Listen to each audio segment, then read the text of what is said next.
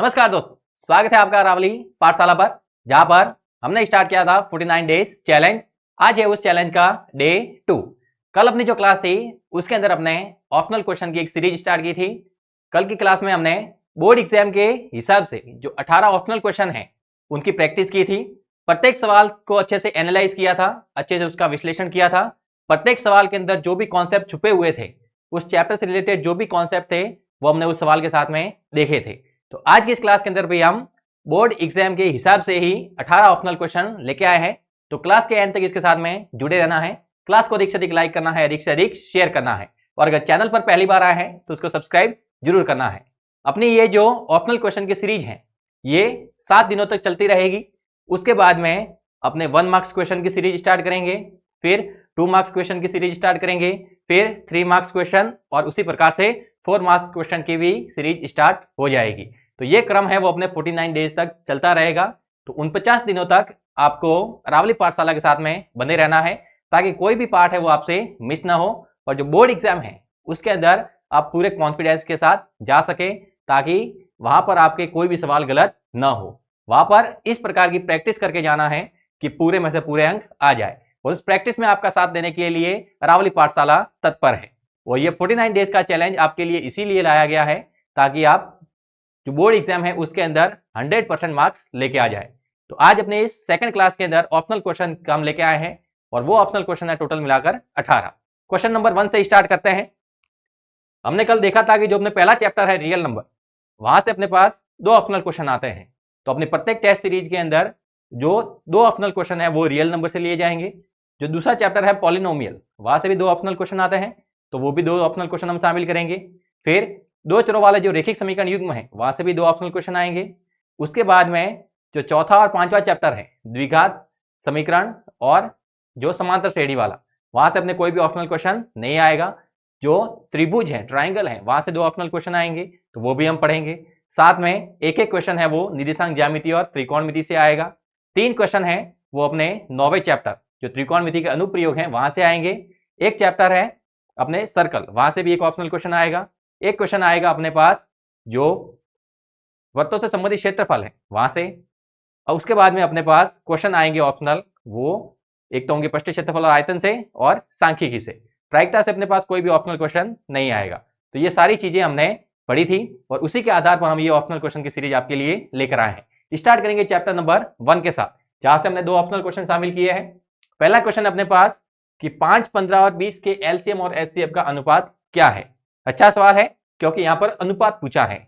देखना, जो यूनिक प्रकार के सवाल होते हैं, जो यूनिक टाइप होता है सवाल का, वो एग्जाम के अंदर अक्सर पूछा जाता है। तो नॉर्मली एलसीएम और एचसीएफ तो ज्ञात कर देते हैं, लेकिन उसका अनुपात पूछा है, तो ये सवाल है वो थोड़ा सा यूनिक है। तो इस सवाल को किस प्रकार से हल करना है कि एलसीएम और एचसीएफ तो हम हर बार ज्ञात करते हैं, इस बार भी वो हमें ज्ञात करना है। संख्या है 5, 15 और 20, तो 5, 15 और 20 के पहले एलसीएम और एचसीएफ ज्ञात कर देने हैं। अगर हमें एलसीएम और एचसीएफ ज्ञात करना है तो जो भी संख्या है उनके अभाज्य गुणनखंड करना जरूरी है। ये जो पहला चैप्टर है वहां से अपने पास अभाज्य गुणनखंड पूछे जा सकते हैं, अभाज्य गुणनखंड का घातांक रूप पूछा जा सकता है, एलसीएम एचसीएफ पूछा जा सकता है, एलसीएम एचसीएफ का जो रिलेशन है उसके द्वारा भी सवाल बनता है। तो ये सभी प्रकार के सवाल हैं वो अपने बोर्ड एग्जाम के अंदर आ सकते हैं। तो स्टार्ट करेंगे इसके अभाज्य गुणनखंड के साथ कि अगर हम 5, 15 और 20 के अभाज्य गुणनखंड करें तो जो संख्या 5 है उसके अंदर केवल 5 का ही भाग जाएगा, यानी 5 के अंदर 5 का भाग दिया तो कितना आ गया, 1। वैसे अगर हम 15 के अभाज्य गुणनखंड करें,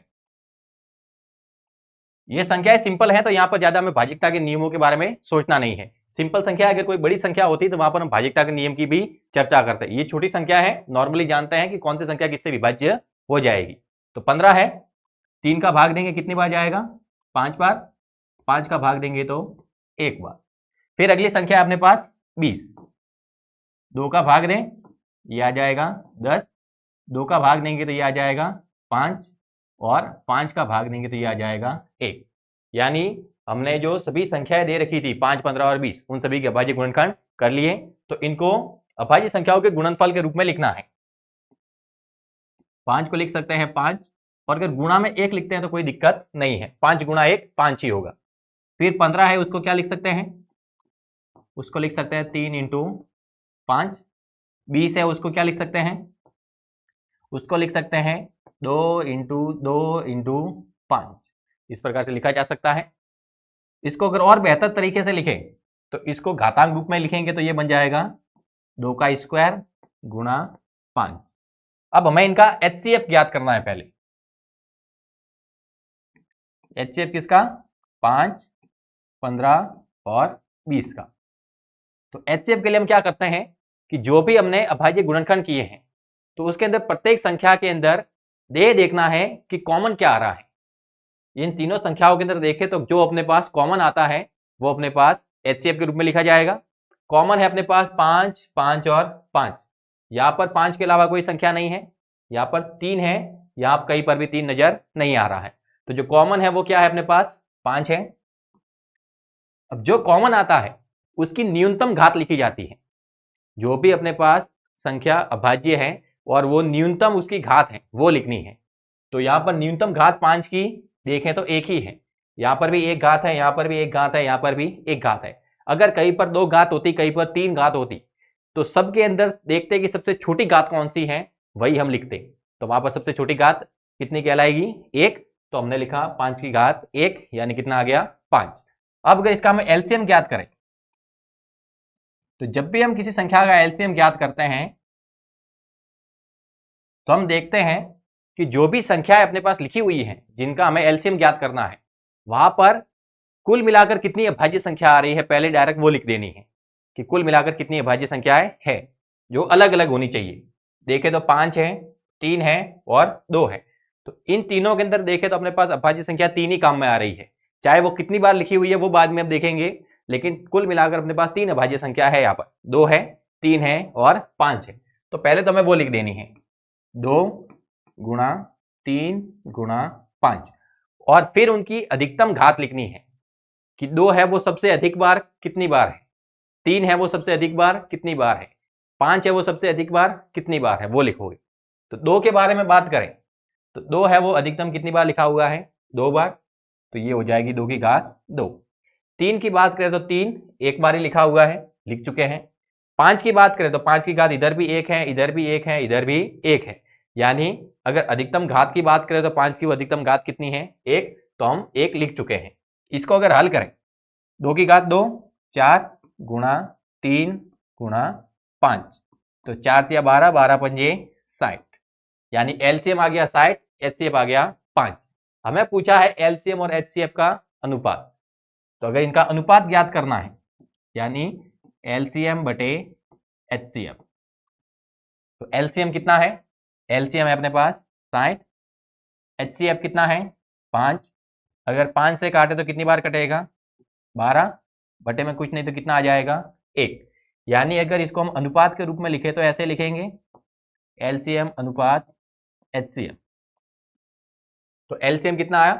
12 और अनुपात में एचसीएफ का 1, यानी एलसीएम और एचसीएफ का जो अनुपात आएगा वो आएगा 12:1, यानी ऑप्शन नंबर डी है वो क्या हो जाएगा? करेक्ट हो जाएगा। तो अनुपात पूछा है तो पहले एलसीएम और एचसीएफ ज्ञात कर देना है। एलसीएम ज्ञात करने के लिए क्या करेंगे कि जो भी संख्याएं लिखी हुई हैं उनके अंदर देखना है कि कौन कौन सी अभाज्य संख्याएं आ रही है। जो अभाज्य संख्या आ रही है उनको लिख देना है, फिर उनकी अधिकतम घात है वो लगानी है, फिर उसको कैलकुलेट कर देना है। अगर एचसीएफ ज्ञात करना है तो जो सबके अंदर कॉमन फैक्टर है वो लिखोगे और उसकी जो न्यूनतम घात है वो लगाएंगे, उसको कैलकुलेट करेंगे तो वो अपने पास एचसीएफ आएगा। और उसका अनुपात पूछा है तो एलसीएम और एचसीएफ इसका अनुपात है, मतलब बटे में है कि एलसीएम के बटे में एचसीएफ लिखना है। तो एलसीएम और एचसीएफ को जब बटे में लिखेंगे तो वहां से अनुपात मिलेगा 12:1। तो ऑप्शन नंबर डी है वो अपने करेक्ट हो जाएगा। यहां से देखना अभाज्य गुणनखंड करना 1 सवाल हुआ, उसका घातांक रूप लिखना 2 सवाल हुए, एलसीएम ज्ञात करना 3 सवाल, एचसीएफ ज्ञात करना 4 सवाल और ये अनुपात, कुल मिलाकर हमने 5 सवाल एक साथ हल किए हैं। तो इस पांचों के अंदर से कुछ भी पूछा जा सकता है।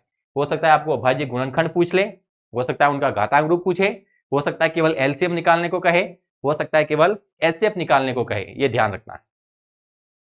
3 संख्या है तो यहाँ पर एलसीएम और एचसीएफ का जो संबंध होता है, जो रिलेशन होता है कि पहली संख्या गुणा दूसरी संख्या बराबर एलसीएम इंटू एचसीएफ, वो वाला कॉन्सेप्ट यहाँ पर नहीं लगेगा। वो कॉन्सेप्ट केवल 2 संख्याओं के लिए ही लगाया जाता है। अगला सवाल, काय निम्न में से कौन अपरिमेय नहीं है? यानी यहाँ पर अपरिमेय संख्या के बारे में पूछा है। तो अपरिमेय संख्या क्या होती है? अगर नॉर्मली समझे तो अपरिमेय संख्या वो है जो अगर अंडरूट के अंदर लिखी हुई है तो अंडरूट के बाहर पूरी नहीं आती, यानी उसका कुछ भाग है वो अंडरूट के अंदर रहता है, तो वो अपने पास अपरिमेय संख्या कहलाती है। दूसरे शब्दों में अगर हम उसके दशमलव प्रसार से देखें तो वो संख्या जिसका दशमलव प्रसार अशांत और अनावृत है वो अपने पास अपरिमेय संख्या होगी। यानी उस संख्या के अंदर जब भी हम किसी का भाग देते हैं, पॉइंट आ रहा है और पॉइंट के बाद में संख्या है वो पीछे आती जा रही है, और पीछे वो पॉइंट वाली संख्याएं भी ऐसी हैं, पॉइंट के बाद में संख्याएं भी ऐसी आ रही हैं कि जो कभी भी रिपीट नहीं हो रही है, यानी संख्या या संख्या का कोई भी भाग पीछे रिपीट नहीं होता है, तो उसका जो दशमलव प्रसार है वो कहलाता है अशांत अनावृत। तो जब भी किसी संख्या का दशमलव प्रसार अशांत अनावृत आता है तो उसको हम अपरिमेय संख्या कहते हैं। तो यहाँ पर ये जो सारी संख्या है वो अंडरूट के अंदर है, तो यहाँ पर हमें अंडरूट वाला कॉन्सेप्ट ही काम में लेना है कि अगर कोई संख्या अंडरूट के बाहर पूरी आ जाएगी, इसका कोई भी भाग अंडरूट के अंदर नहीं रहेगा पीछे, तो वो अपने पास परिमेय संख्या है, और अगर कुछ भाग पीछे रह जाता है अंडरूट के अंदर तब वो अपने पास अपरिमेय संख्या है। हम नॉर्मली कहते हैं कि जो संख्या अंडरूट के बाहर पूरी नहीं आती है वो अपने पास अपरिमेय संख्या होती है। तो यह बात करें अंडरूट 24 की, तो अंडरूट 24 को हम क्या लिख सकते हैं? 4 × 6 लिख सकते हैं। तो यहां से अपने पास ये बाहर आ जाएगा, अंडरूट 4 है वो 2 बनेगा, लेकिन अंडरूट के अंदर 6 रहेगा। अब ये जो अंडरूट 6 है वो अंडरूट के बाहर कभी भी नहीं आता है, ये अंडरूट के अंदर ही रहेगा, तो ये अपने पास अपरिमेय संख्या है। जो अंडरूट के बाहर पूरा नहीं आता है वो क्या होता है? अपरिमेय। क्योंकि इस वैल्यू अगर निकालने जाएंगे अंडरूट 6 की तो ये पॉइंट में आएगी, और पॉइंट में भी पीछे ऐसी संख्या आएगी जो कभी रिपीट नहीं होगी, यानी उसका दशमलव प्रसार है वो अशांत अनावृत होगा, इसलिए उसको अपरिमेय संख्या कहा जाता है। अगर अंडरूट 10 की बात करें तो अंडरूट 10 को 5 × 2 लिख सकते हैं, तो न तो 5 बार आता है न ही 2 बार आता है, तो ये अंडरूट 10 है वो अंडरूट के अंदर इसी प्रकार से रहेगा, ये भी अंडरूट के बाहर नहीं आएगा, यानी इसका भी जो दशमलव प्रसार है वो अशांत अनावृत है, तो ये भी अपरिमेय संख्या है। अंडररूट 121, तो अंडरूट 121 को हम लिख सकते हैं 11 × 11, यानी अगर ये अंडरूट के बाहर आएगा तो क्या बनेगा? 11। अब कोई भी संख्या अंडरूट के बाहर होती है तो प्लस में होती है, माइनस में होती है, तो इसको प्लस का 11 माइनस का 11 भी कहेंगे तो भी कोई दिक्कत नहीं है, क्योंकि प्लस का 11 भी परिमेय संख्या होती है, माइनस का 11 भी परिमेय संख्या होती है। यानी ये 121 है, ये अंडरूट के बाहर पूरा पूरा आ गया है, तो इसको हम परिमेय संख्या कहेंगे, यानी ये अपरिमेय नहीं है, ये अपरिमेय है, ये भी अपरिमेय है। अब अंडरूट 35 की बात करें तो इसको भी हम लिखते हैं 5 × 7, तो न तो 5 अंडरूट के बाहर आता है नहीं 7 आता है, तो ये पूरा अंडरूट के अंदर ही रहेगा, इसका अंडरूट के अंदर भाग बचेगा अंडरूट 35 ऐसा का ऐसा, और इसका भी जो दशमलव प्रसार है अंडरूट 35 की अगर वैल्यू निकाले तो पॉइंट के अंदर ऐसे आएगी कि पॉइंट के पीछे वाली संख्या है वो रिपीट नहीं होगी, तो इसका भी दशमलव प्रसार अशांत अनावृत है, यानी ये भी अपरिमेय संख्या है, ये भी अपरिमेय है, ये भी अपरिमेय है, ये भी अपरिमेय है, ये अपरिमेय संख्या नहीं है। और सवाल में यही पूछा है कि निम्न में से कौन अपरिमेय नहीं है, तो जो अंडरूट 121 है ये अपने पास अपरिमेय संख्या नहीं है। तो इस सवाल के अंदर हमने सीखा कि अपरिमेय संख्या क्या होती है, हमने उसके दशमलव प्रसार के बारे में भी चर्चा की।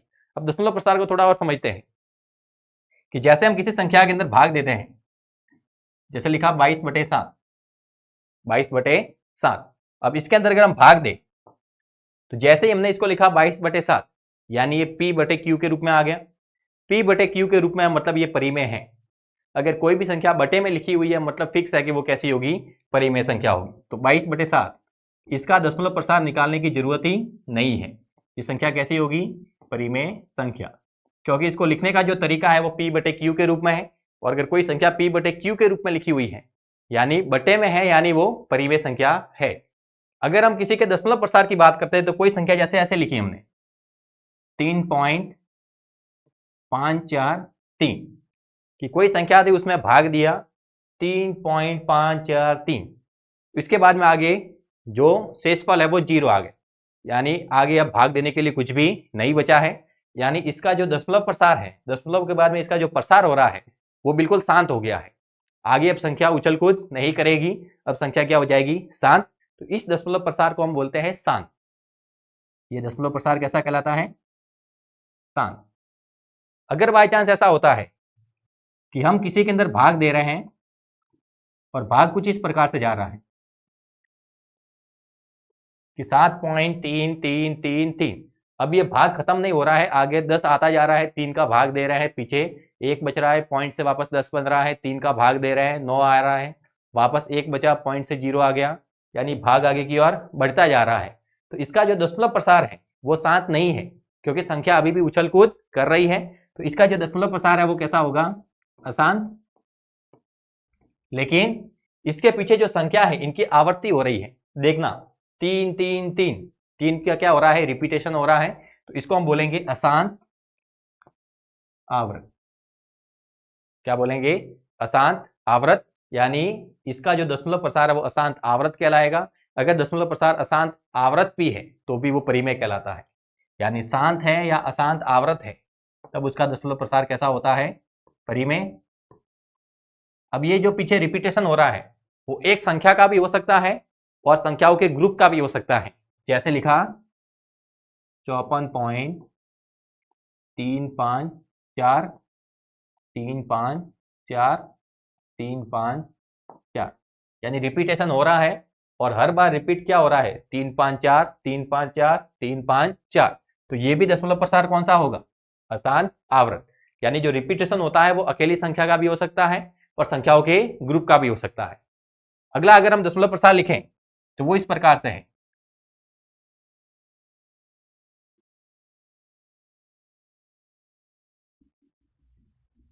या आप देख सकते हैं कि संख्या है वो खत्म नहीं हो रही है, यानी अभी भी भाग पीछे की ओर जा रहा है, लेकिन यहां पर ये जो पीछे संख्याएं लिखी हुई है दशमलव के बाद में, ये कोई भी संख्या रिपीट नहीं हो रही है।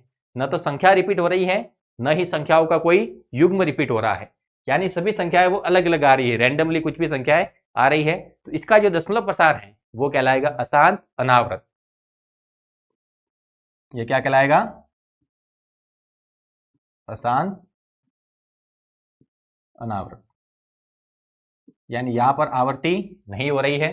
तो जब भी दशमलव प्रसार अशांत अनावृत आता है तो उसको हम बोलते हैं अपरिमेय संख्या।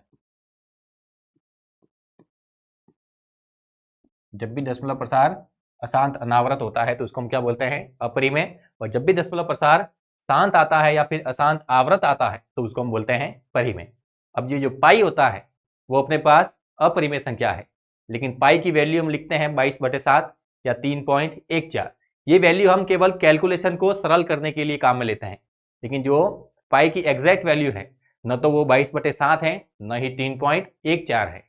इसकी वैल्यू 3.14, इसके पीछे बहुत सारी संख्याएं आती रही है, ये कभी भी खत्म नहीं हो रही है, अभी भी वो गणना जारी है, लेकिन 3.14 के पीछे अभी भी संख्याएं आ रही हैं, उसकी कैलकुलेशन खत्म नहीं हुई है। अगर 22/7 लिख रहे हैं तो वो परिमेय हो जाएगा, और 22/7 यानी P/Q के रूप में है तो ये तो परिमेय संख्या का मानक रूप होता है, तो उसको हम परिमेय बोलेंगे।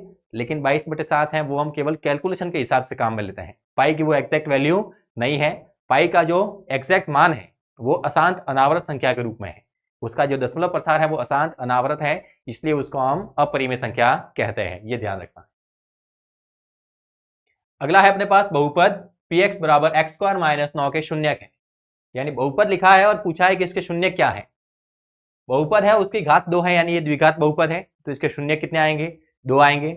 इसके शून्यक निकालने के लिए हम अभाज्य गुणनखंड विधि काम में ले सकते हैं। यहाँ पर देखें तो केवल 2 ही पद है, तो यहाँ पर हमें अभाज्य गुणनखंड की जरूरत नहीं है। केवल अगर हम थोड़ा सा प्रतिस्थापन कर दें, अगर थोड़ी सी कैलकुलेशन सिंपल कर दें तो आराम से इसके शून्यक आ जाएंगे। जैसे लिखा है x² - 9। अब जब भी किसी बहुपद के शून्यक निकालने हैं तो बहुपद को पहले समीकरण में बदलना पड़ेगा। बहुपद और समीकरण में फर्क क्या होता है? केवल बराबर का। बहुपद के अंदर बराबर नहीं होता, समीकरण के अंदर बराबर होता है। तो अगर इसके बराबर में मैं 0 लिखता हूं तो बहुपद किसमें कन्वर्ट हो गया? समीकरण में। तो जब भी शून्य ज्ञात करना है तो बहुपद को पहले किसमें बदलना पड़ेगा? समीकरण में। माइनस का 9 इधर आएगा तो प्लस का 9 हो जाएगा, स्क्वायर हटाएंगे तो ऊपर क्या आ जाएगा? अंडर रूट, और अंडर रूट 9 होता है 3। अब अंडर रूट के बाद कोई भी संख्या आती है तो उसके आगे प्लस भी रहता है माइनस भी रहता है, यानी यहां पर अपने पास x की 2 वैल्यू आई, -3 और +3, यानी ये अपने पास 2 क्या निकले हैं? शून्य। यानी यहां से जो ऑप्शन नंबर सी है वो अपने करेक्ट है। अब ये जो शून्यक है उसके अंदर एक शून्यक को हम अल्फा कह सकते हैं, दूसरे शून्यक को बीटा कह सकते हैं। तो यहां से आपको शून्यकों का योग भी पूछा जा सकता है, शून्यकों का गुणनफल भी पूछा जा सकता है। अब शून्यकों का जो योग होता है, शून्यकों का योग मतलब दोनों शून्य को जोड़ना है। तो एक शून्य को हमने अल्फा कहा, दूसरे को बीटा कहा, तो उसका अगर हमें डायरेक्ट मान चाहिए, अगर हम शून्य निकालते हैं और फिर उसका ही जोड़ और गुणा करते हैं तो कोई दिक्कत नहीं है, क्योंकि हमने दो शून्य निकाल लिया। अब इनको जोड़ने को कहें जोड़ सकते हैं, गुणा करने को कहें कर सकते हैं, क्योंकि अगर इनकी हम जोड़ करते हैं तो दोनों x को अगर हम जोड़ते हैं, -3 + 3 को जोड़ा तो क्या आ जाएगा 0। अगर इनका हम गुणा करते हैं तो -3 और 3 का गुणा करेंगे तो -9। ये हमने कब बताया, जब हमने ये कैलकुलेशन करके शून्य निकाले हैं और फिर उनकी जोड़ और गुणा किया है। हम डायरेक्ट यहां से भी पता कर सकते हैं कि इसका योगफल क्या आएगा और गुणनफल क्या आएगा। उसके लिए हम फॉर्मूला लिखते हैं अल्फा प्लस बीटा बराबर -b/a और अल्फा गुणा बीटा बराबर लिखते हैं c/a। अब ये a, b और c क्या होते हैं, तो ये जो अपने पास द्विघात बहुपद लिखा हुआ है इसका मानक रूप होता है ax² + bx + c, यानी x² का गुणांक है वो a होता है, x का गुणांक b होता है और अचर पद c होता है। तो यहां से अगर हम a की वैल्यू निकालें, यानी x² के आगे गुणा वाली संख्या, तो x² के आगे कुछ नहीं है मतलब 1 है, फिर x का गुणांक, यहां पर x वाला पद ही नहीं है, यानी x बराबर क्या हो जाएगा 0। x वाला पद नहीं है तो b की वैल्यू यहां पर लिख देंगे हम 0। और अचर पद को c लिखते हैं, अचर पद अपने पास क्या है -9, तो c बराबर आ जाएगा -9। अब अल्फा प्लस बीटा बराबर -b/a लिखा है, यानी माइनस का निशान, फिर b का मान लिखना है, b का मान है 0 और बटे में a का मान है 1। अब 0 में किसी का भी भाग दे के आता है 0, यानी अल्फा प्लस बीटा दोनों शून्यकों का योग है वो 0 आएगा। यहां पर भी हमने हल किया था, कितना आया 0 आया। फिर इसका गुणा करते हैं तो आता है c/a, तो c का मान कितना है -9 और बटे में a का मान कितना है 1, तो -9 में 1 का भाग दिया तो आ गया -9। देखना शून्यकों का गुणा करते हैं तो कितना आता है -9, और हमने बिना शून्य ज्ञात किए डायरेक्ट भी उसका गुणनफल कितना दिखाया -9। तो आपको ये डायरेक्ट योगफल और गुणनफल के बारे में भी पूछा जा सकता है, पर यहाँ से जो अक्सर सवाल आते हैं वो योगफल और गुणनफल के बारे में ही होता है। तो शून्यकों का योग हम लिखते हैं -b/a और गुणनफल लिखते हैं c/a। x² का गुणांक a होता है, x का गुणांक b होता है और अचर पद c होता है, ये ध्यान रखना। अगला सवाल, एक बहुपद लिखा हुआ है और उसकी घात पूछी है। बहुपद की घात यानी जो बहुपद लिखा हुआ है उसके अंदर जो चर है उस चर की अधिकतम घात क्या है, वही उस बहुपद की घात हो जाएगी। तो पहले इसके अंदर देखना है कि ये जो बहुपद है इसको अगर हम सरल करें तो ये क्या बनता है, यानी 3x - 4, 3 - x और x - 4 का हमें क्या करना है गुणा करना है। अगर यहां से हम गुणा करते हैं तो 3 का गुणा x - 4 के साथ और -x का गुणा x - 4 के साथ, तो 3 और x का गुणा करेंगे तो 3x, 3 और -4 का गुणा करेंगे तो -12, -x और x का गुणा करेंगे तो माइनस का x², -x और -4 का गुणा करेंगे तो प्लस का 4x, यानी ये अपने पास आ गया -x², 3x + 4x 7x -12। ये अपने पास बहुपद है। इस बहुपद के अंदर चर क्या लिखा हुआ है, इस बहुपद के अंदर चर है x और उस x की अधिकतम घात कितनी है 2 है, यानी ये जो बहुपद है उसकी घात कितनी हो जाएगी 2 हो जाएगी, यानी ऑप्शन नंबर ए है वो क्या हो जाएगा यहाँ से करेक्ट। तो जब भी आपके पास कोई बहुपद लिखा जाता है तो उसको पहले सरल करना है और देखना है उसके अंदर जो चर है उसकी अधिकतम घात कितनी है। अगर घात 1 है तो वो बहुपद है वो रेखिक बहुपद कहलाएगा, उसकी घात 1 होगी। अगर चर की अधिकतम घात 2 है तो वो द्विघात बहुपद है। अगर चर की अधिकतम घात 3 है तो वो त्रिघात बहुपद होगा। इसी प्रकार की श्रेणी है वो आगे की ओर चलती रहेगी। तो यहाँ पर अधिकतम घात कितनी आ रही थी 2, तो इसको हम द्विघात बहुपद कहेंगे, इसकी घात कितनी हो जाएगी 2। अगला सवाल लिखा हुआ है 4x + 3y - k = 0 का हल 3, -2 है, तो k का मान क्या होगा। यानी ये अपने पास एक रेखिक समीकरण लिखा हुआ है, बराबर है मतलब ये बहुपद नहीं है समीकरण है।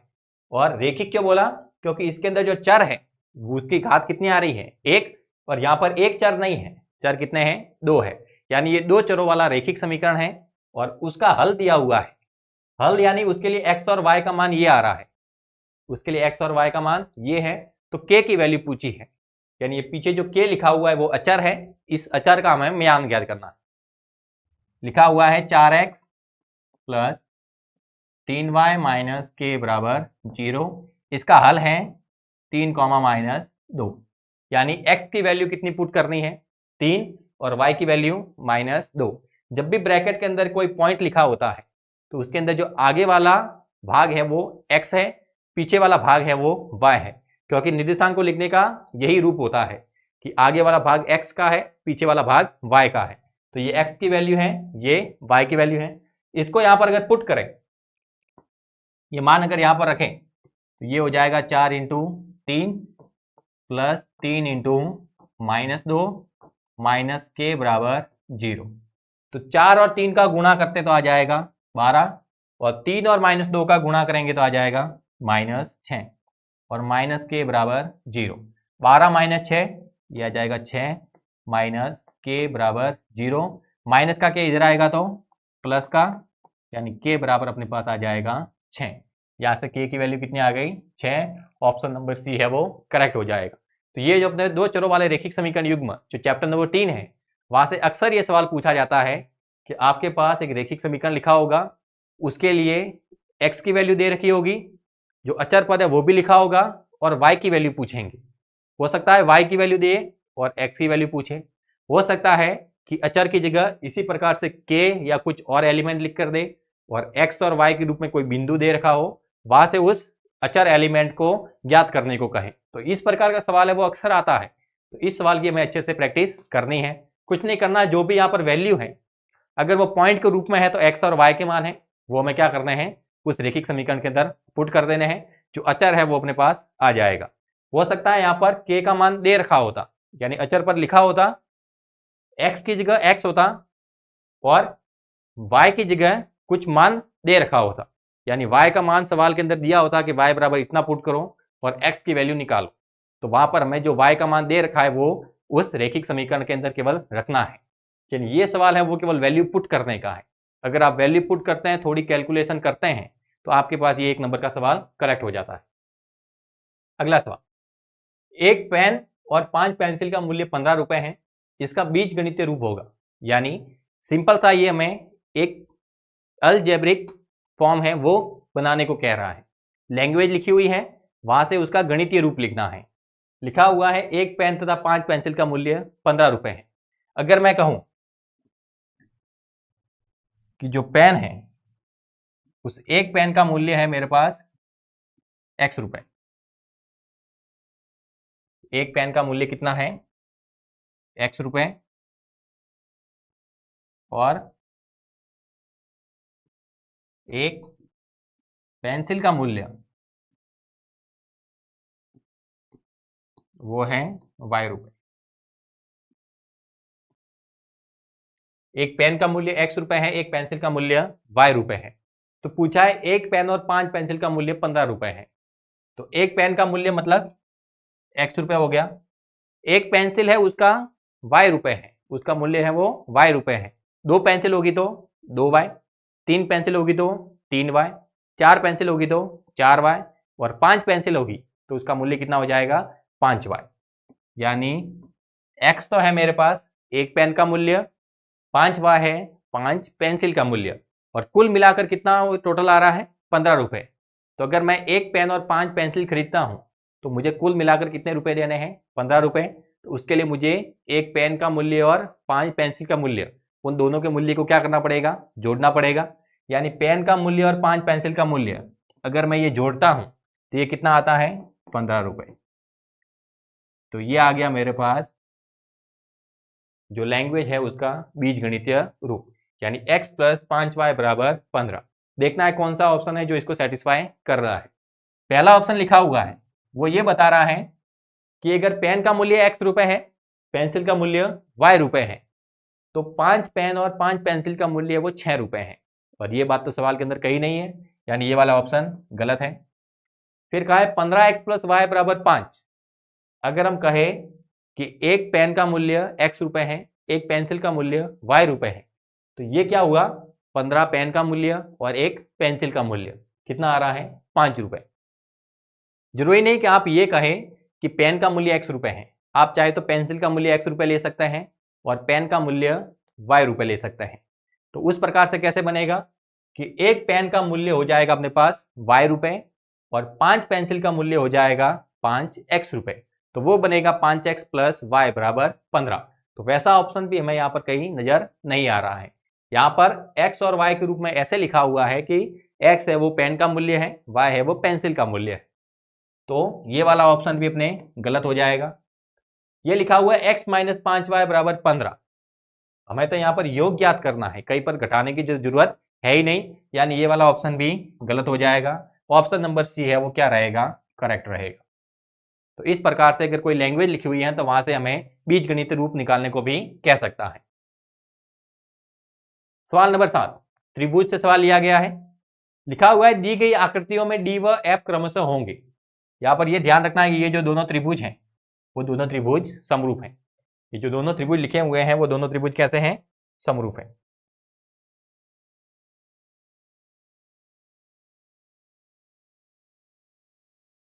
यहाँ पर ये जो दोनों त्रिभुज है वो दोनों त्रिभुज कैसे हैं, समरूप हैं। यहाँ पर लिखा हुआ है कि एक त्रिभुज एबीसी है, एक त्रिभुज डीईएफ है। बना देते हैं यहाँ पर अगर नजर ना आ रहा हो तो।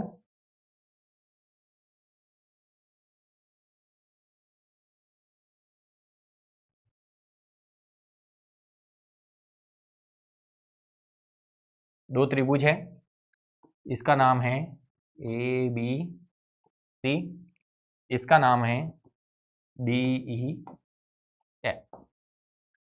ये वाली भुजा दे रखी है 45 सेंटीमीटर, ये वाली भुजा है 63 सेंटीमीटर, ये वाली भुजा है 7 सेंटीमीटर, ये वाली भुजा है 5 सेंटीमीटर।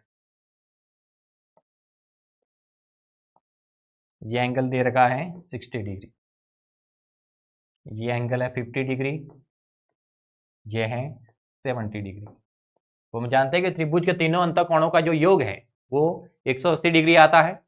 तो ये 50 डिग्री है, ये 70 डिग्री है, तो ये वाला कितना आ जाएगा, ये आ जाएगा 60 डिग्री। अब ये दोनों त्रिभुज समरूप हैं, तो जो समरूपता का नियम होता है वो इस प्रकार से होता है कि अगर कोई दो त्रिभुज हैं, वो दो त्रिभुज समरूप कब होंगे, जब उनके संगत कोण हैं, जिनकी संगत स्थिति समान है वो संगत कोण होते हैं। तो वो संगत कोण बराबर होंगे और जो संगत भुजाएं हैं वो समानुपाती होगी। बराबर नहीं होगी, कैसे होगी, समानुपाती। यानी संगत कोण तो बराबर होने चाहिए और संगत भुजाएं हैं वो समानुपाती होनी चाहिए, तब जाके वो दोनों त्रिभुज समरूप होते हैं।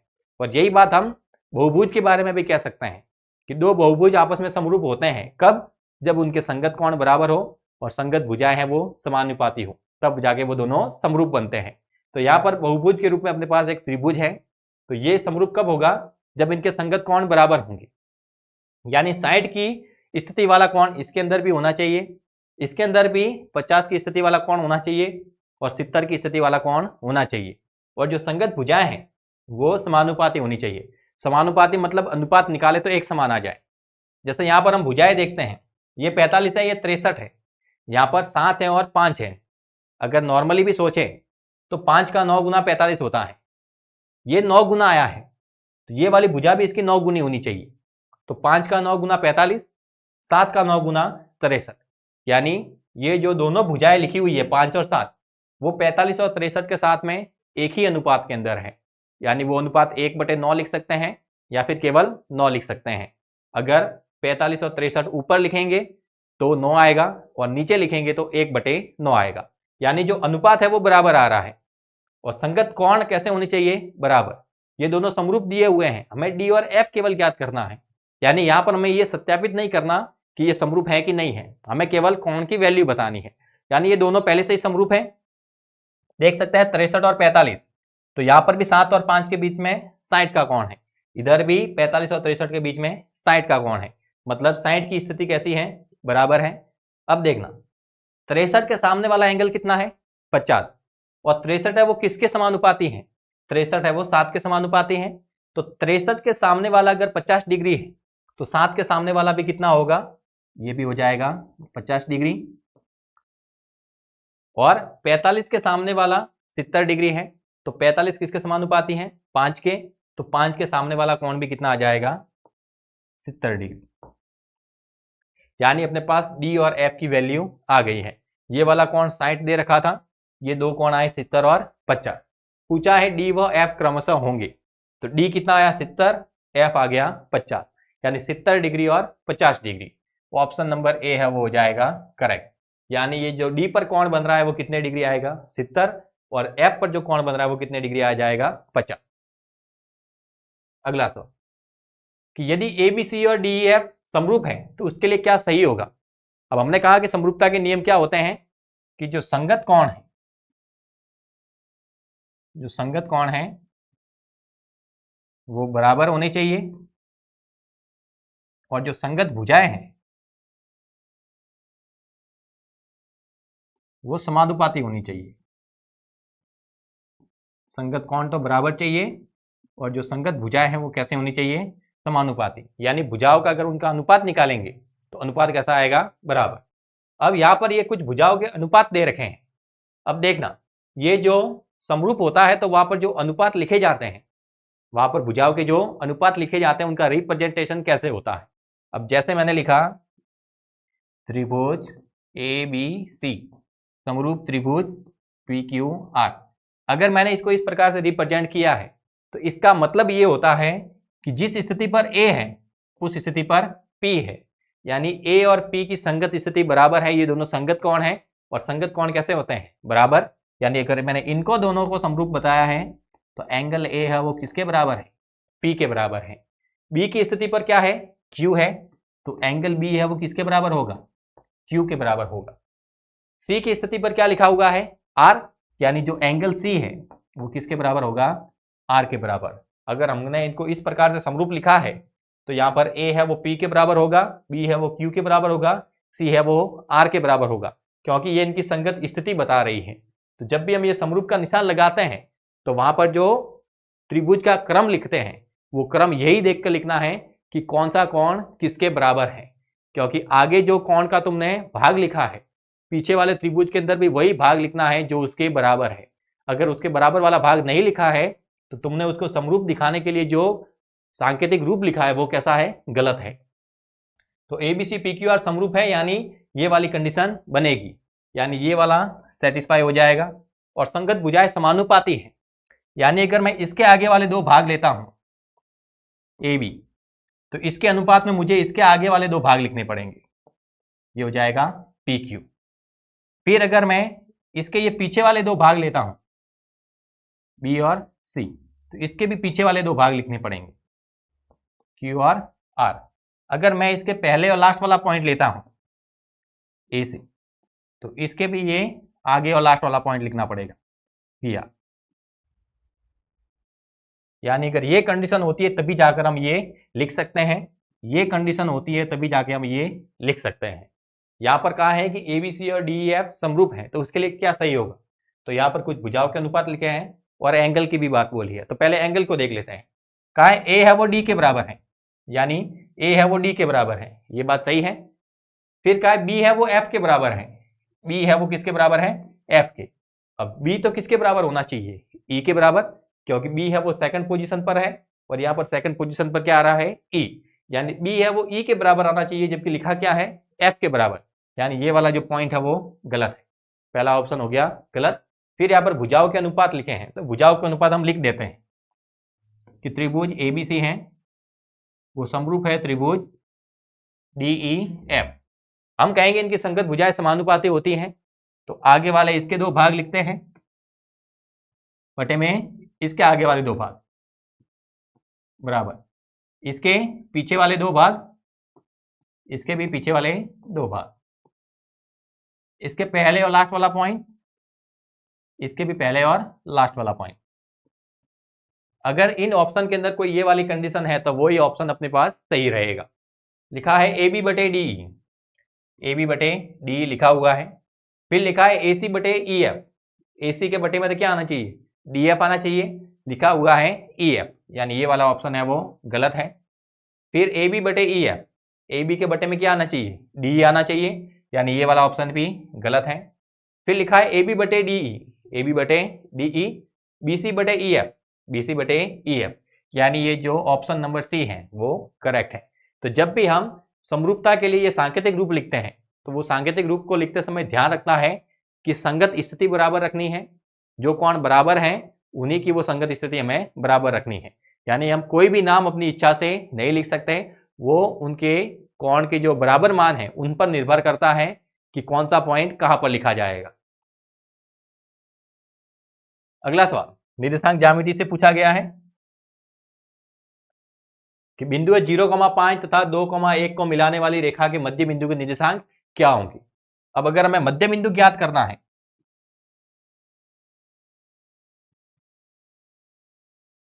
तो मध्य बिंदु के लिए अगर हमें x की वैल्यू चाहिए तो वो हम ज्ञात करते हैं x1 प्लस x2 बटे 2, और अगर y की वैल्यू चाहिए तो लिखते हैं y1 प्लस y2 बटे 2। x1 x2 क्या है, जो अपने पास पॉइंट लिखा हुआ है उसके अंदर जो x के मान है वो x1 और x2 हैं, और जो y के मान है वो y1 और y2 हैं। जो मध्य बिंदु के निर्देशांक है वो कहलाएंगे x, y। तो पहले x की वैल्यू निकाल देते हैं। x1 प्लस x2 बटे 2, पॉइंट है अपने पास 0,5 और 2,1, यानी ये अपने पास है x1, ये है y1, ये है x2, ये है y2। तो वैल्यू पुट करें, x1 की जगह आ जाएगा 0, x2 की जगह आ जाएगा 2 और बटे पे आएगा 2, यानी 2 बटे 2 कितना आ गया 1। y की वैल्यू निकालनी है तो y1 प्लस y2 बटे 2, y1 की वैल्यू है 5, y2 की वैल्यू है 1 बटे में 2, 5 प्लस 1 6 बटे में 2, भाग दिया तो कितना आ गया 3। यानी जो पॉइंट है x, y वो किस प्रकार से होगा 1,3 के रूप में, यानी ऑप्शन नंबर ए है वो करेक्ट हो जाएगा। तो ये मध्य बिंदु के बारे में भी सवाल पूछा जा सकता है। निर्देशांक ज्यामिति के अंदर निर्देशांक ज्यामिति के जो गुणधर्म होते हैं, यानी उसका जो बेसिक होता है वहां से क्वेश्चन अक्सर आते हैं, जैसे बराबर x अक्ष से दूरी, y अक्ष से दूरी, मूल बिंदु, मध्य बिंदु, भुज, कोटि, इस प्रकार के सवाल है वो पूछे जाते हैं। तो इस प्रकार के सवाल हमें तैयार रखते हैं। अगला अपने पास त्रिकोणमिति का सवाल है, और ये सवाल एक्सरसाइज के अंदर दिया हुआ है। लिखा हुआ है 9 sec स्क्वायर ए माइनस 9 tan स्क्वायर ए, इसकी वैल्यू क्या होगी 9 sec स्क्वायर ए माइनस 9 tan स्क्वायर ए। अब देखें तो दोनों के अंदर 9 कॉमन आ रहा है, कॉमन लेंगे तो पीछे बचेगा sec स्क्वायर ए माइनस tan स्क्वायर ए, और एक फॉर्मूला हम पढ़ते हैं कि sec square theta minus tan square theta बराबर कितना आता है 1। तो यहां पर थीटा की जगह केवल a लिखा हुआ है, तो a का मतलब भी एंगल ही है, तो ये sec square theta minus tan square theta के रूप में लिखा हुआ है, और इस पूरे का मान कितना होता है 1 होता है। तो लिखेंगे 9 गुणा 1, वैल्यू आ जाएगी अपने पास 9, यानी ऑप्शन नंबर डी है वो हो जाएगा करेक्ट। कुछ और भी अपने पास सर्व समीकरण होती है, फॉर्मूले होते हैं, जैसे हम लिखते हैं cosec square theta minus cot square theta बराबर 1, और एक हम लिखते हैं sine square theta plus cos square theta बराबर 1। ये अपने पास कुल मिलाकर 3 ही मेजर फॉर्मूले हैं, जिसकी सहायता से हम पूरी त्रिकोणमिति को क्लास 10 के अंदर सॉल्व करते हैं। sec square theta minus tan square theta बराबर 1 है, माइनस का tan स्क्वायर थीटा इधर जाएगा तो प्लस का हो जाएगा, तो एक फॉर्मूला और तैयार हो जाएगा। माइनस कॉट स्क्वायर थीटा इधर जाएगा तो प्लस का बनेगा, एक फॉर्मूला और तैयार हो गया। यहाँ पर sine square theta plus cos square theta 1 के बराबर है, अगर इसको इधर भेजेंगे तो एक साइन स्क्वायर थीटा का फॉर्मूला बनेगा, और अगर साइन स्क्वायर थीटा को इधर भेजेंगे तो एक कॉस स्क्वायर थीटा का फॉर्मूला बनेगा। यानी 3 फॉर्मूले यहाँ से, 2 फॉर्मूले यहाँ से और 2 फॉर्मूले यहाँ से, कुल मिलाकर अपने पास यहाँ पर 7 फॉर्मूले बनते हैं। इसके अलावा अपने पास कुछ त्रिकोणमिति अनुपात के सवाल होते हैं, जहां पर हम लाल बटा कक्का से हल कर सकते हैं। त्रिकोणमिति अनुपात साइन थीटा के लिए लंब बटे कर्ण, कॉस के लिए आधार बटे कर्ण, टेन के लिए लंब बटे आधार, और टेन का उल्टा करते तो कॉट आता है, कॉस का उल्टा करते तो सेक आता है, और साइन का उल्टा करते तो कोसेक आता है। तो इस प्रकार के फॉर्मूले वहां पर हम लिखते हैं। टेन थीटा के लिए हम लिखते हैं साइन थीटा बटे कॉस थीटा, और टेन का उल्टा करते तो कॉट आता है, तो यहां पर भी इनको उल्टा कर देना है, ये हो जाएगा कॉस थीटा बटे में साइन थीटा। तो ये कुछ सिंपल से फॉर्मूले हैं जो हमें त्रिकोणमिति के अंदर इस्तेमाल करने को होते हैं। अगला सवाल, यदि एक खंबे की छाया की लंबाई खंबे की ऊंचाई की √3 गुना है तो सूर्य का उन्नयन कोण क्या होगा।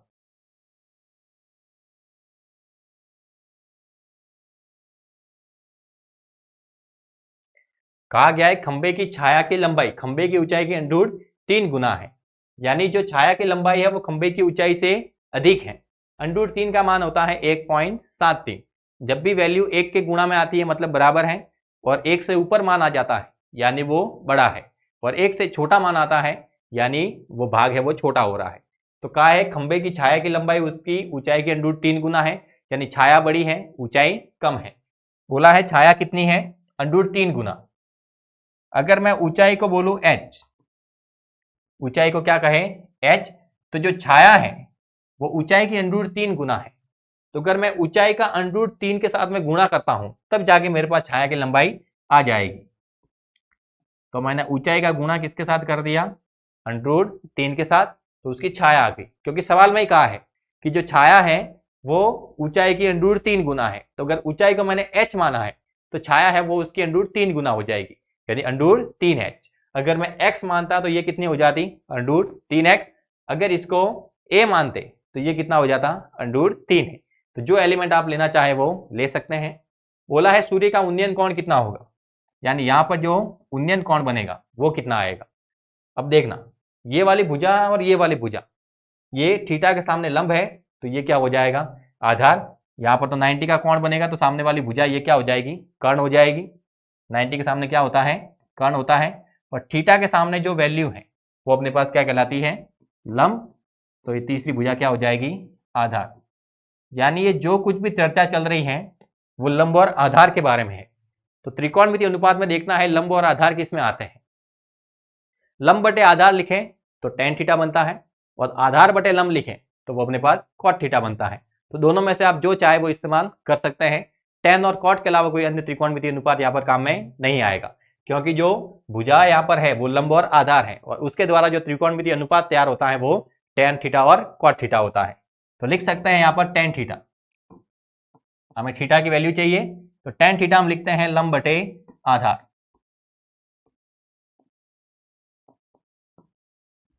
tan थीटा लंब की जगह कितना लिखेंगे, h, और आधार की जगह आ जाएगा अंडर रूट 3h। h से h को काट सकते हैं, यानी tan थीटा बराबर आ गया 1/√3। और tan के अंदर 1/√3 आता है। जब tan थीटा के लिए हम मान लिखते हैं तो थीटा बराबर 30 डिग्री पर वैल्यू आती है 1/√3, यानी ये हो जाएगा tan थीटा बराबर tan 30 डिग्री, यानी 1/√3 है वो किसका मान है, tan 30 डिग्री का। तो tan थीटा है वो tan 30 डिग्री के बराबर है, यानी थीटा की जगह पर कितना लिखा हुआ है, 30 डिग्री। तो यहाँ पर थीटा बराबर अपने पास आ गया 30 डिग्री, यानी ये जो उन्नयन कोण है वो कितना आ जाएगा, 30 डिग्री। ऑप्शन नंबर ए है वो करेक्ट हो जाएगा। अगला सवाल, ये वाला जो सवाल है वो पहले सवाल से बिल्कुल ही मिलता जुलता है, दोनों के अंदर कोई भी चेंज नहीं है। यहाँ पर केवल थोड़ी सी लैंग्वेज बदल दी है, यहाँ पर केवल मान दिए हैं, वहां पर मान दिए हुए नहीं थे। बोला है 10 मीटर ऊंचे एक वृक्ष की छाया 10√3 मीटर लंबी है। तो यहाँ पर भी देख सकते हैं कि जो छाया है वो उसकी ऊंचाई की कितनी गुना है, √3 गुना है। तो यहाँ पर ये सवाल है वो कॉन्सेप्ट के रूप में पूछा था, पर यहाँ पर केवल वैल्यू दे रखी है कि ऊंचाई है उसका अगर हम √3 गुना करते हैं तो छाया की लंबाई आती है, यानी जो वृक्ष की छाया है वो उसकी ऊंचाई की √3 गुना है। तो सूर्य का उन्नतास कोण कितना होगा, तो सेम वो की वो बात, यहाँ पे भाई उन्नयन कोण कितना आ जाएगा, 30 डिग्री। ध्यान रखना उन्नयन कोण को उन्नतास भी बोलते हैं। अगर इसको भी आप सॉल्व करना चाहते तो कर सकते हैं, कोई दिक्कत वाली बात नहीं है। कहा गया 10 मीटर ऊंचा वृक्ष, यानी वृक्ष है उसकी हाइट कितनी है, 10 मीटर, उसकी छाया कितनी है, 10√3 मीटर। थीटा की वैल्यू पूछी है, तो ये जो थीटा के सामने है वो अपने पास लंब है, वृक्ष है वो 90 के कोण पर होता है, तो 90 के सामने वाली भुजा कर्ण है, तो ये तीसरी भुजा क्या हो जाएगी, आधार। यानी ये जो मान दिए हुए हैं वो लंब और आधार के हैं, और उससे जो त्रिकोणमितीय अनुपात तैयार होता है वो tan थीटा है, यानी tan थीटा बराबर लंब बटे आधार। लंब की जगह आ जाएगा 10 और आधार की जगह आ जाएगा 10√3। 10 से 10 कट जाएगा, यानी tan थीटा बराबर आएगा 1/√30, यानी tan थीटा बराबर बन जाएगा tan 30 डिग्री। तो थीटा बराबर आएगा अपने पास 30 डिग्री। दोनों सवाल एक जैसे हैं, पहले सवाल के अंदर कॉन्सेप्ट था, इसके अंदर केवल वैल्यू रखी हुई है। कहा है 50 मीटर ऊंचे एक प्रकाश स्तंभ के शिखर से किसी नाव का अवनमन कोण 60 डिग्री है, तो नाव की प्रकाश स्तंभ से दूरी क्या होगी। हमने पिछली क्लास के अंदर कहा था कि जब हम जमीन पर खड़े होकर किसी ऊंचाई पर स्थित वस्तु को देखते हैं तो गर्दन को ऊपर करना पड़ता है। जब गर्दन को ऊपर करते हैं तो उन्नयन कोण बनेगा, और किसी को देखने के लिए गर्दन को अगर झुकाना पड़ रहा है तो वहां पर अवनमन कोण बनेगा। अगर गर्दन को ज्यादा ऊपर कर रहे हैं या ज्यादा झुका रहे हैं तो उन्नयन अवनमन कोण का मान अधिक आएगा, और कम ऊपर कर रहे हैं या कम झुका रहे हैं तो अवनमन या उन्नयन कोण का जो मान होगा वो कम होगा। और थीटा बराबर 45 डिग्री पर जो लंब और आधार है वो दोनों आपस में बराबर हो जाते हैं। उन्नयन कोण है वो हमेशा अवनमन कोण के बराबर आता है, तो ध्यान रखना। ये सारी की सारी चीजें हैं वो हमने डिस्कस की थी। अब प्रकाश स्तंभ है, जो प्रकाश स्तंभ है वो जमीन पर 90 के कोण पर ही खड़ा होगा, क्योंकि कोई भी स्तंभ है वो झुका हुआ नहीं रहता है। कहा है 50 मीटर ऊंचे प्रकाश स्तंभ के शिखर से, यानी ये जो प्रकाश स्तंभ है इसकी हाइट कितनी है 50 मीटर। हम इसके शिखर पर हैं और यहां से किसी नाव का जो अवनमन कोण है वो 60 डिग्री बन रहा है। यहां से जैसे यहां पर नाव आ रही है, यहां पर नाव है, उसको देखेंगे तो एक तो यहां से आंखों से सीधी रेखा जाएगी और एक ये दृष्टि रेखा जाएगी, तो उसके बीच में यहां पर जो कोण बनता है वो अवनमन कोण होता है। वैल्यू दे रखी है 60 डिग्री। अब ये वाली रेखा और ये वाली रेखा दोनों समांतर हैं, और ये जो दृष्टि रेखा है वो इन दोनों समांतर रेखाओं को काट रही है, यानी तिर्यक रेखा का काम कर रही है। जब भी दो समांतर रेखाओं को कोई तिर्यक रेखा काटती है तो वहां पर अलग अलग एंगल बनते हैं, और उसी के अंदर एक एंगल होता है एकांतर कोण। यानी जो जेड की आकृति बनती है तब वहां पर एकांतर कोण होता है, और जेड की आकृति कब, जब दोनों रेखाएं समांतर हो और कोई तिर्यक रेखा उसे काटे। तो ये 60 है तो ये भी कितना आ जाएगा 60 डिग्री। बोला है नाव की प्रकाश स्तंभ से दूरी क्या होगी, यानी यहां से यहां तक ये वाली दूरी पूछी है। अगर मैं कहूं कि ये दूरी कितनी है x, तो मैं x का मान ज्ञात करना है। थीटा के सामने वाली भुजा क्या होती है, लंब होती है। 90 के सामने वाली भुजा कर्ण होती है। ये तीसरी भुजा क्या रहेगी, आधार। तो एक भुजा हम जानते हैं, एक भुजा हमें ज्ञात करनी है। तो नॉन और अननोन का जो रेशियो होता है वही हमें काम में लेना है, यानी लंब और आधार के द्वारा जो अनुपात बनता है वो काम में लेंगे। तो लंब और आधार के द्वारा जो अनुपात बनता है वो tan थीटा होता है, यानी tan थीटा का त्रिकोणमितीय अनुपात काम में लेना है। लंब बटे आधार, थीटा की वैल्यू हम जानते हैं कितनी है 60, तो हो जाएगा tan 60 डिग्री। लंब की जगह लिख देंगे 50 और आधार की जगह आ जाएगा x। हमें x की वैल्यू निकालनी है। अब 60 डिग्री की बात करें tan के अंदर, तो tan 60 होता है अपने पास √3 बराबर में आ जाएगा 50 बटे x।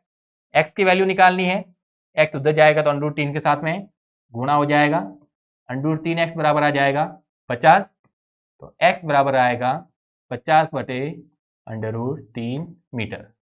अब देख लेना है कहीं पर ये वाला ऑप्शन है कि नहीं है, ये वाला ऑप्शन यहाँ पर अवेलेबल है, यानी ऑप्शन नंबर बी है वो करेक्ट हो जाएगा। और नॉर्मली जब हम वैल्यू निकालते हैं तो जो रूट वाली संख्या वो कभी भी बटे में नहीं रखते हैं, तो इसका चाहे तो हम हरों का प्रमेयीकरण कर सकते हैं। तो x बराबर लिख सकते हैं 50 बटे √3, √3 का ऊपर गुणा √3 का नीचे गुणा, तो x बराबर आ जाएगा 50 √3 बटे में 3। यानी इसको आगे और कैलकुलेट करते तो वैल्यू है वो अपने पास ये आती। अगर आपको ऑप्शन के अंदर ये नहीं दिखाई देता है तो ऑप्शन के अंदर ये होगा। दोनों में से कोई भी अगर आपको ऑप्शन के अंदर दिखाई पड़ता है तो वही आपके पास करेक्ट आंसर होगा, यानी ऑप्शन नंबर बी है वो करेक्ट हो जाएगा। अगला सवाल, वृत्त की स्पर्श रेखा वृत्त को कितने बिंदुओं पर स्पर्श करती है। अगर हम किसी वृत्त की बात करें,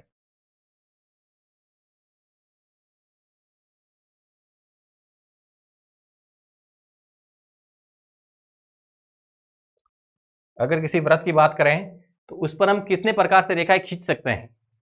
जैसे अगर कोई रेखा इसके पास से जा रही है और ये वाली रेखा इसको स्पर्श नहीं कर रही है, न ही इसको प्रतिच्छेद कर रही है, तो इसको हम बोलेंगे अप्रतिच्छेदी रेखा। क्या बोलेंगे, अप्रतिच्छेदी रेखा। कितने बिंदुओं पर स्पर्श किया या प्रतिच्छेद किया, तो वो हो जाएगा 0। एक मैंने रेखा खींची जो बिल्कुल इसको काट के जा रही है, तो जो काटने वाली रेखा है इसको तिर्यक रेखा भी बोलेंगे या फिर प्रतिच्छेदी रेखा बोलेंगे। तो इस तिर्यक रेखा या प्रतिच्छेदी रेखा ने इस वृत्त को कितने बिंदुओं पर काटा या प्रतिच्छेद किया? तो एक तो यहां पर काटा है, एक यहां पर, यानी इसके जो प्रतिच्छेद के बिंदु होंगे वो कितने हो जाएंगे? 2। अगली एक रेखा ऐसी है जो न तो इससे दूर होके जा रही है न ही इसको प्रतिच्छेद कर रही है, केवल इसको टच करके जा रही है। तो ये वाली रेखा इसको कितने बिंदुओं पर स्पर्श करती है? तो ये वाली रेखा इसको केवल एक बिंदु पर स्पर्श करेगी।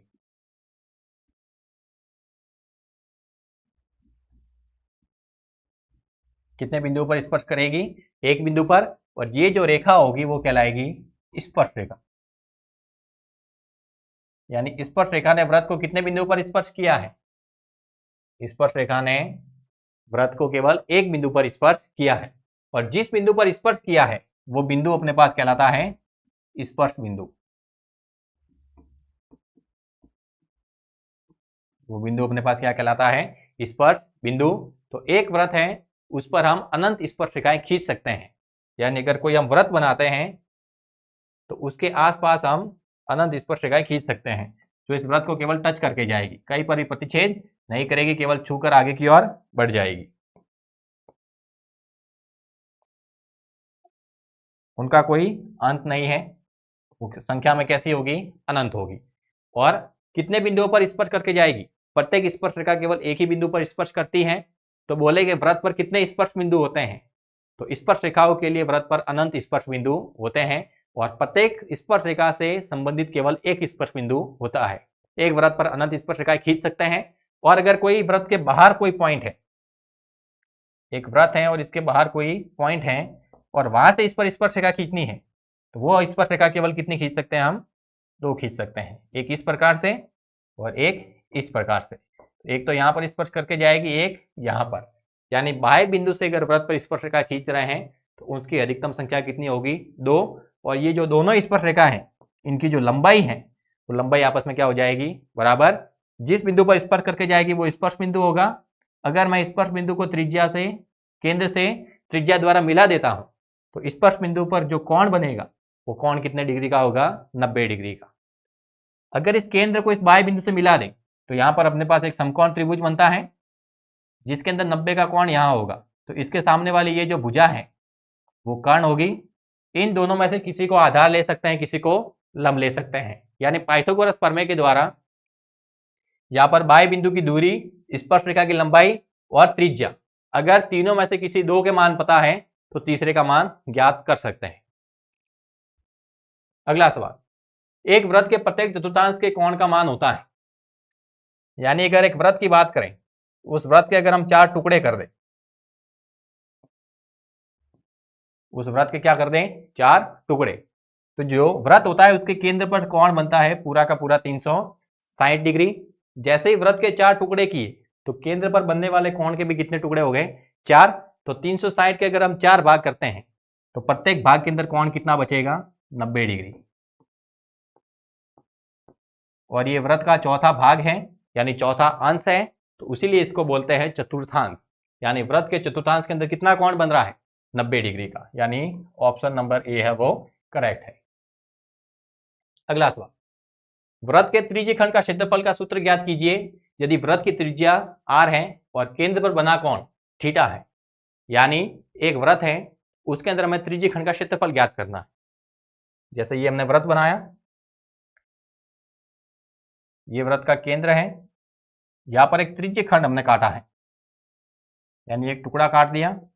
यहां पर एंगल है वो थीटा है और त्रिज्या है वो r है। तो इसका क्षेत्रफल पूछा है, तो त्रिज्यीय खंड का हम जो क्षेत्रफल लिखते हैं, त्रिज्यीय खंड का क्षेत्रफल वो हम लिखते हैं थीटा बटे 360 degree into pi r square, या फिर इसको ऐसे भी लिख सकते हैं पाई आर स्क्वायर थीटा बटे 360 डिग्री। ये होता है त्रिज्यीय खंड का क्षेत्रफल। देखते हैं कोई ऑप्शन है कि नहीं है। पाई आर स्क्वायर थीटा बटे 360, ऑप्शन नंबर बी है वो करेक्ट हो जाएगा। इसके साथ हम चाप की लंबाई भी ज्ञात करते हैं। अगर चाप की लंबाई लिखनी है तो वो हम लिखते हैं थीटा बटे 360 डिग्री इंटू 2πr, ये होती है अपने पास चाप की लंबाई। इसके अंदर हम एक त्रिभुज का क्षेत्रफल भी ज्ञात करते हैं, और वैसे त्रिभुज का क्षेत्रफल होता है 1/2 इंटू आधार इंटू ऊंचाई, लेकिन अगर यहाँ पर केंद्र पर बनने वाला थीटा का मान है अपने पास, तो उसके लिए हम इस प्रकार से क्षेत्रफल भी लिख सकते हैं 1/2 r² साइन थीटा, ये भी त्रिभुज का क्षेत्रफल लिखते हैं। वृत्तखंड का क्षेत्रफल भी लिखा जाता है। ये सारे फॉर्मूले हैं वो इस वृत्त से संबंधित क्षेत्रफल वाले जो चैप्टर है उसके अंदर काम में आते हैं। वृत्तखंड का क्षेत्रफल अगर हमें ज्ञात करना है तो उसके लिए हम क्या करते हैं, त्रिज्य खंड का क्षेत्रफल होता है θ/360 इंटू πr², ये त्रिज्य खंड का क्षेत्रफल है। उसके अंदर से त्रिभुज का क्षेत्रफल घटा देते हैं, तब जाके अपने पास वृत्तखंड का क्षेत्रफल आता है।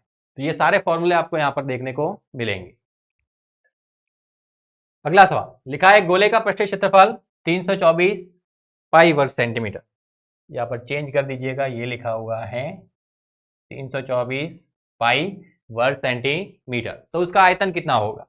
यानी गोले का पृष्ठीय क्षेत्रफल दिया हुआ है और गोले का पृष्ठीय क्षेत्रफल हम लिखते हैं 4πr², यानी 4πr² लिखा हुआ है 324 पाई के बराबर, तो पाई से पाई कट गया, 4r² बराबर आ जाएगा 324, 4 से अगर काटे तो ये कटेगा 81 बार, तो r बराबर आ जाएगा √81, तो r बराबर आएगा अपने पास 9 सेंटीमीटर। यानी त्रिज्या आ गई है, हमें आयतन ज्ञात करना है। तो गोले का आयतन होता है 4/3 πr³, तो 4/3 ऐसा का ऐसा। ऑप्शन के अंदर देखें तो सब जगह पाई लिखा हुआ है, मतलब पाई की वैल्यू पुट नहीं करनी है, r का क्यूब यानी 9 का क्यूब लिखना है। तो ये आ गया अपने पास 4/3 इंटू पाई, 9 का क्यूब अगर हम लिखते हैं तो ये अपने पास आ जाएगा 729।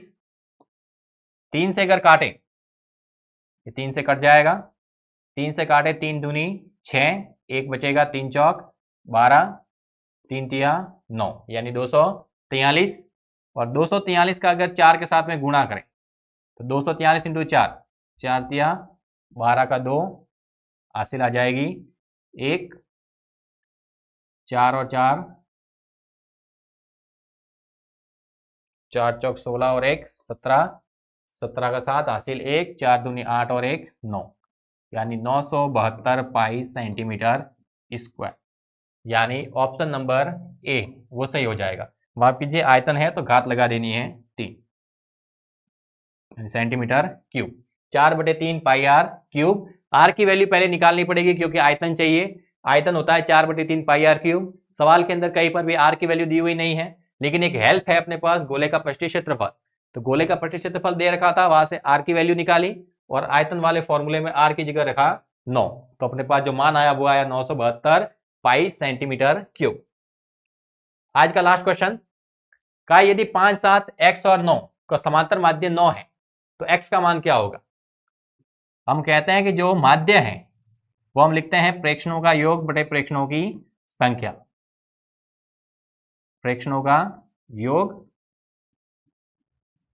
बटे प्रेक्षणों की संख्या। तो x बार का मान सवाल में दिया हुआ है, x बार का मान है 9, x बार होता है समांतर माध्य और समांतर माध्य कितना लिखा है 9, तो x बार की जगह आ जाएगा 9। प्रेक्षणों का योग करना है, प्रेक्षण है 5, 7, x और 9, तो सभी को जोड़ देना है। 5 और 7 जोड़ा तो 12, 12 और 9 जोड़ा तो 21, यानी 21 प्लस x, ये आ गया प्रेक्षणों का योग। प्रेक्षण कितने हैं, प्रेक्षण है अपने पास 4, 4 का गुणा 9 के साथ कर दे तो 36, ये आ जाएगा 21 प्लस x, प्लस का 21 इधर जाएगा तो माइनस का, तो 36 माइनस 21 बराबर x, यानी ये x बराबर कितना आ गया 15। यानी बीच में से जो प्रेक्षण x लिखा हुआ था जिसका मान नहीं था वो कितना आ गया 15, यानी 5, 7, 15 और 9 का समांतर माध्य आएगा 9, x का मान कितना निकाला 15। यहाँ पर जो सांख्यिकी के सवाल हैं उसके अंदर माध्य, माध्यक, बहुलक कुछ भी पूछा जा सकता है। अगर प्रेक्षण लिखे हुए हैं और वहां पर उसका बहुलक पूछा है तो देखना है कौन सा प्रेक्षण सबसे अधिक बार आ रहा है। जिसकी बारंबारता सबसे अधिक होगी वो बहुलक होगा, और माध्यक के लिए पहले उनको आरोही क्रम में जमाना है, और जो प्रेक्षण बिल्कुल बीच में होगा वो माध्यक है। अगर प्रेक्षण विषम संख्या में है तो बीच में एक प्रेक्षण होगा, और सम संख्या में है तो बीच में दो प्रेक्षण होंगे। तो दोनों प्रेक्षणों को जोड़ना है और दो का भाग देना है, तब जाके अपने पास माध्यक आएगा। और माध्य के लिए फॉर्मूला होता है x बार बराबर प्रेक्षणों का योग बटे प्रेक्षणों की संख्या, यानी जो भी प्रेक्षण दे रखे हैं सबको जोड़ना है और वो संख्या में कितने हैं उसका भाग देना है, तब जाके अपने पास माध्य आता है। तो इसके साथ ही अपने 49 डेज चैलेंज का आज डे 2, जिसके अंदर हमने ऑप्शनल क्वेश्चन की जो सीरीज का सेकंड लेक्चर है वो लिया है। हमें आशा है आपको ये सारे सवाल अच्छे से समझ में आए होंगे। तो क्लास को अधिक से अधिक लाइक करना है, अधिक से अधिक शेयर करना है, और चैनल पर पहली बार आए हैं तो उसको सब्सक्राइब जरूर करना है। ये सारे सवाल हैं वो सेलेक्टेड हैं, बोर्ड एग्जाम के अंदर इसके अंदर से कुछ भी पूछा जा सकता है। तो क्लास के साथ में रेगुलर जुड़े रहना है और 49 डेज चैलेंज को हमारे साथ में कंप्लीट करना है। धन्यवाद, टेक केयर।